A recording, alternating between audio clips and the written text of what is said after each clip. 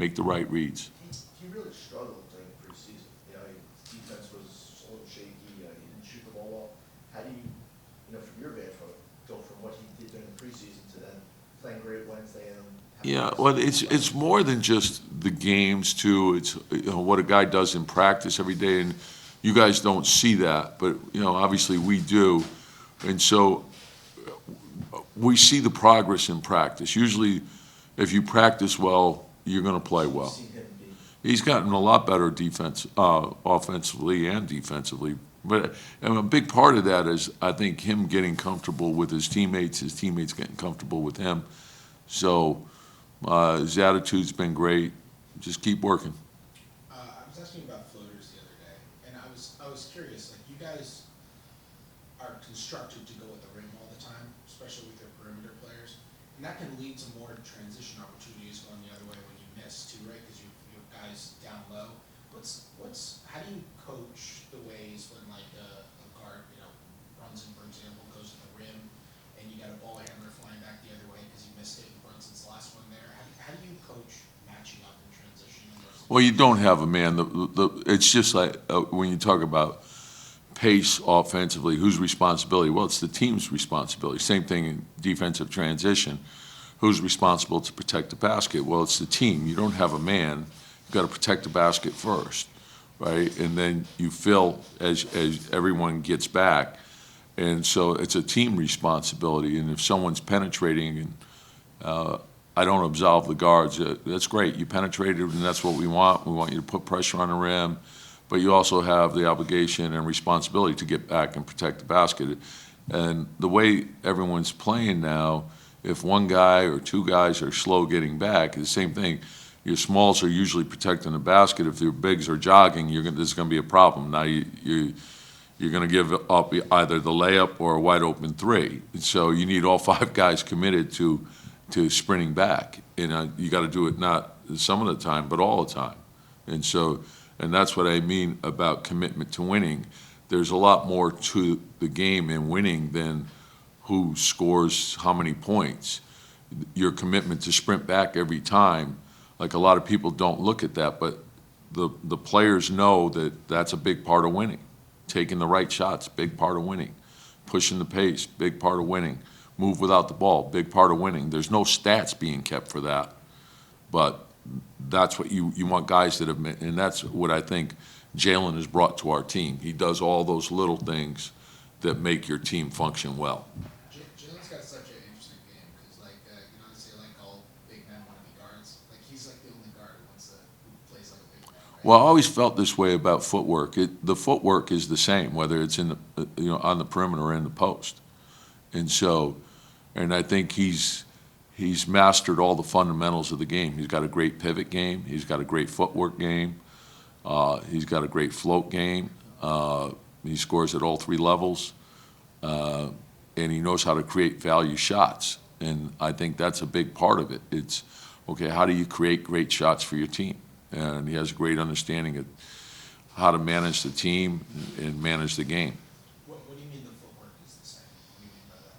Well, it's, like whether you start in the post, it's pivot. Okay, so you face up. Like if someone has a strength advantage, you want to get their hands off you. So how would you do that? You would face up, so you would pivot, right? And then it might be an inside pivot, it might be an outside pivot, it might be a reverse pivot. But if you look at the best post players, that it's all the same footwork. And then you can move that out to the three-point line. You run a lead, you pop to the wing, you catch it, you pivot, you face, and you attack. So I think pivoting, I think shot faking, that's a big part of the game, is putting your man at a disadvantage. And he has a great understanding of not only putting his man at a disadvantage, but putting our opponents at a disadvantage. He has a great understanding of how we're being defended, where the holes in the scheme are, and how to attack that. Tom, please correct my terminology if I'm saying it incorrectly. But when you guys have been running Spain pick and rolls this year, it seems like you've been using like Obi, Julius more as the back screener, the way to put it. Like they've been more as the back screener over the first two games. Is that what do you like about that look, and Well, what's inspired that? sometimes it'll be matchup driven, like where we think we may have some sort of advantage by doing that. Sometimes we feel like the small might be better in that situation. So we have, basically everyone can do it. Like we could have the point guards do it, we could have twos do it, threes, fours, and everyone is good at playing off of that. And so I think what you've seen league-wide is it's more positionless. So everyone's playing, everyone's filling different spots, and the whole idea is to keep the flow and the pace going. So I think the more you can do that, and also recognize what's going on in the game. And again, I'll bring it back to Jalen. Derek's good at it as well, understanding, where the advantages may lie. So normally when I see that set, I always think of a shooter being there. Yeah. Evan is the guy who I think of being there. Like what does someone like Obi do that's kind of different in that particular set than Evan, but still helpful in a different way? Well, it may open up the floor a little bit differently to create driving gaps, so you want to take a look at that. Or you may be running it to try to get to some secondary. It might be false action. You might use false action to get it to the backside. So it's just, and it's one of the things we think Obi does really well is he'll get it to the backside real fast, and he's good on keeps and handling the ball and that sort of thing. So any advantages that you can get that way, the whole idea is to get downhill, force the collapse of the defense, and then drive pass, or if we have an opportunity to attack the rim, we want to attack the rim. Tom, obviously your career, you've been known as a defensive coach. Now you guys are going up and down and scored 130. Are you comfortable with?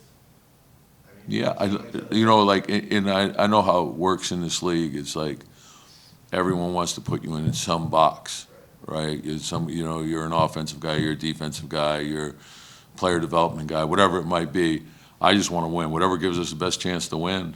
And I know I've been put into this box pattern, and I have no problem with it, but I've had top 5 offenses too. So, I think if you understand defense, you also understand where the holes in the offense, where you can attack the holes in the defense, and that's one of the advantages I think you do gain. You said last year you guys started playing better late, but why did you feel like it was important to play faster? Well, I think the makeup of our team, I think we're very young, and so I think taking advantage of being young, athletic, get up and down, create easy opportunities. And the idea is more to, like, how do we create more value shots? How do we get more layups? How do we get more free throws? How do we get more corner threes? And so when you look at threes, and it's a race. I'm looking at it every day. I check to see who's averaging how many threes, because I know mathematically we have to be at a certain number in order for us to have a chance to win. And so when you look at how teams create threes, it's usually transition, it's offensive rebounding, it's getting 2 onto the ball. So the more times you can do that, the better. Did you want to play like this more last year and you just couldn't? Well, sometimes you did. Like my teams, like Derek's MVP year, that was a good blend. We had young, we had old, we had guys who can get up and down. Derek basically was a one-man break, and so he put a lot of pressure, and you could play fast. And the playoffs, it probably changes a little bit. It's the same opponent 7 times, which is a lot different than, say, college, where the NCAA tournament is one and done. When you're playing someone 7 times, the game you have to be good in everything. You have to be good in transition. You have to be good in execution. You have to be good in special situations. So when you start your season, you start preparing that way. Okay, so what will it take for us to play well at the end? And that's, you want to be well balanced. I think the teams that win are well balanced. I think they could hurt you in transition, they can hurt you with execution, they hurt you with easy buckets, they hurt you with the threes. So that's what we're really striving for, is to be well balanced. Was it part of it was, if you wouldn't have gotten Jalen, would you have still wanted to play this way, go up and down, play so fast? Well, I think, Derek can play fast. Derek has the ability to do both. I think Quickly and Obi are better in transition. And the one thing I like about, we really didn't see Mitch healthy last year, and I know Mitch can get up and down. I think Jericho's great up and down. I think Isaiah can get up and down the floor. So I want to try to take advantage of that as much as we can. Do you like scoring 130, or do you? Oh, no, I love winning, Zach. Let's not get this. They don't. You're not getting a win because you scored 130. If you score 130, you give up 140. I'm not liking that. What kind of game do you prefer? Do you prefer A winning? No, I don't care whether it's slow, fast, or medium. I just want to make sure we have more than them at the end. That's the only thing I can.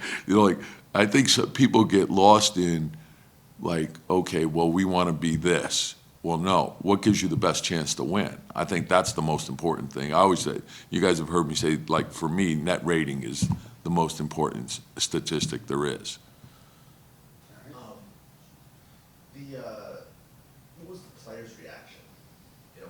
No, most players want to play that way. They say they want to play, but Were they surprised coming from you that you were like, oh? nah, the thing is we started talking about it last summer, and that was one of the things I wanted to.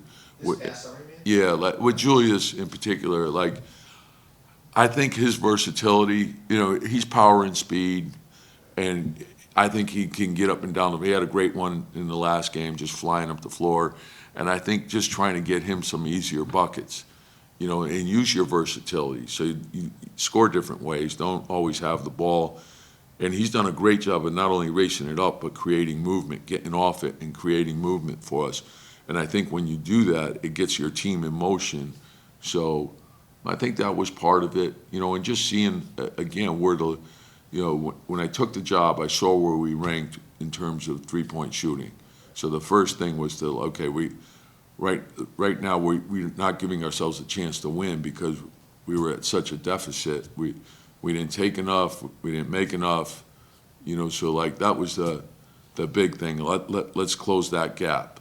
And then we wanted to improve defensively and establish an identity. And then I think as you go, you want to add layers to it. Okay, what gives us the best chance to win? But players will always say they want to play fast, but that takes a commitment to do it on every play, and not just on missed shots or in every situation. You got to run, and sometimes you got to give yourself up for the team. And you've seen that commitment so far? Yeah, no, our guy, we got a great group of guys to work with, and we got and the challenge is for every team in the league is you can say you want to do it, right? But you got to make that commitment to do it every day, day after day, month after month. You got to keep doing it. Sorry, last one across. You sure? Yes. How different would you say the way you guys want to play in terms of pace than maybe it was your first year, or even to a certain extent last year? Well, I think you look at your personnel and you say, okay, we were older the first year, and so to me, the pace that we played at was the right pace, and it gave us a chance to win every night. So we had a great defense. We relied on that, and we ended up being a 4 seed. So that's, I thought that team exceeded all expectations. They got the most out of what we had. Last year, the same thing. We were a different team last year, and we had injuries. But the challenge when you have injuries is, okay, it's an opportunity for other people to get in there and get the job done, and then develop the belief that you can win. So when you lose a player like Derek, you're not going to replace him individually. It's going to be done as a team. But if everyone makes the commitment to defend and rebound and share the ball and not turn it over, you'll be in position to win. So that puts you in position to win. But you would say it's fair, the way you guys are playing is completely different than the first 2 years? I don't know if it's completely different. It's probably a little bit faster. I still would like to see us take more threes than we're taking, and I think there's more for us.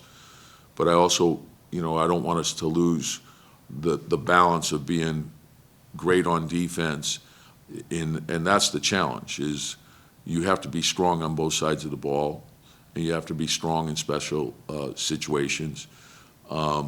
And you got to concentrate on improvement and the team first, and be willing to make sacrifices for the group.